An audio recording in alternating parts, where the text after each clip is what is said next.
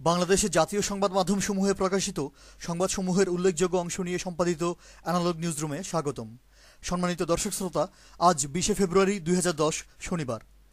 প্রধানমন্ত্রী হিসেবে শপথ গ্রহণের সময় কোনো ব্যক্তি, দল কিংবা গোষ্ঠীর প্রতি ব্যক্তিগত অনুরাগ অথবা বিরাগের বশবর্তী না হওয়ার শর্ত লঙ্ঘন করেছেন শেখ হাসিনা।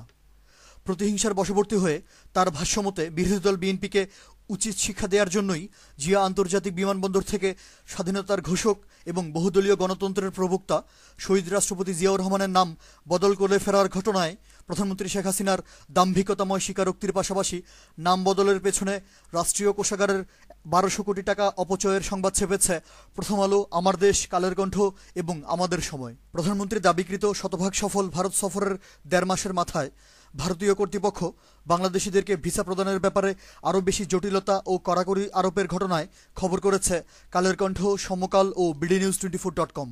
ক্ষমতাসীন দলের ক্যাডাররা মেহেরপুরের গাংনীতে বিরোধী দলীয় লোকজনদের বাড়িঘরে হামলা, ভাঙচুর, লুটপাট ও অগ্নিসংযোগ করার পাশাপাশি একজন বিএনপি কর্মীকে নৃশংসভাবে গুলি করে হত্যা করার সংবাদ এসেছে আমাদের সময়, প্রথম আলো, bdnews24.com এবং সমকালে। জামালপুর সদরে আওয়ামী ছাত্রলীগ ক্যাডাররা একটি ইংরেজি দৈনিক পত্রিকার সাংবাদিকের উপর হামলা করে মারাত্মক আহত করার সংবাদ এবং কিশোরগঞ্জের বাজিতপুরে ছাত্রলীগের সাংগঠনিক সম্পাদকের কাছ থেকে অত্যাধুনিক অস্ত্র উদ্ধার হওয়ার খবর এসেছে bdnews24.com, নয়াদিগন্ত ও কালের কণ্ঠে। সিলেটের বালাগঞ্জে খয়রাতি সাহায্য হিসেবে বাংলাদেশের গরিব মানুষের জন্য পাঠানো সৌদি সরকারের দুম্বার মাংস ক্ষমতাসীন দলের নেতাকর্মীরা লুটপাট করার লজ্জাজনক সংবাদ ছেপেছে প্রথম আলো, যুগান্তর ও সমকাল। মহাজোট শাসনামলের বিগত 13 মাসে জাহাঙ্গীরনগর বিশ্ববিদ্যালয়ে আওয়ামী ছাত্রলীগের লাগামহীন সন্ত্রাসী কর্মকাণ্ডে একটি প্রতিবেদন এবং গাজীপুর সদরে ক্ষমতাসীন দলের ছাত্র সংগঠনের ক্যাডারদের হামলায় সরকার বিরোধী একটি ছাত্র সংগঠনের শান্তিপূর্ণ কর্মসূচি পণ্ড হয়ে যাওয়ার ঘটনায় সংবাদ করেছে জয়দিন, কালের কণ্ঠ, নয়াদিগন্ত, ইত্তেফাক ও bdnews24.com। সংখ্যালঘু হিন্দু অধ্যুষিত এলাকা পুরান ঢাকার তাঁতিবাজার ও শাঁখারীবাজারে বিভিন্ন সন্ত্রাসী বাহিনীর বেপরোয়া সন্ত্রাসী কর্মকাণ্ড এবং রাজধানী ঢাকা ও আতঙ্কের জনপদ ঝিনাইদহে উদ্বেগজনক আইনশৃঙ্খলা পরিস্থিতিতে ভিন্ন ভিন্ন প্রতিবেদন করেছে যুগান্তর, bdnews24.com, জয়দিন এবং কালের কণ্ঠ।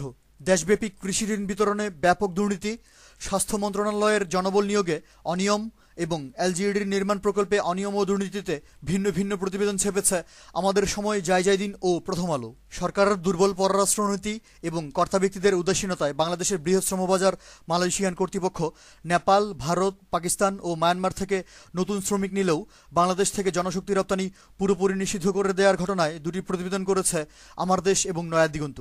সারা দেশের হাটবাজারে চালসহ অন্যান্য নিত্য প্রয়োজনীয় ভোগ্যপণ্যের অস্বাভাবিক মূল্যবৃদ্ধিতে আজও খবর করেছে যুগান্তর, আমার দেশ, জয়দিন, নয়াদিগন্ত এবং bdnews24.com।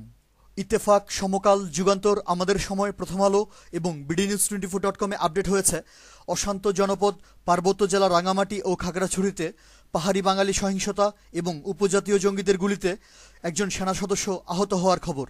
এ প্রসঙ্গে বিস্তারিত জানতে চোখ রাখুন পরবর্তী অ্যানালগ নিউজে। অ্যানালগ নিউজ আজ এ পর্যন্তই। আমাদের পরবর্তী নিউজ শোনার আমন্ত্রণ জানিয়ে আজকের মতো বিদায়। ধন্যবাদ।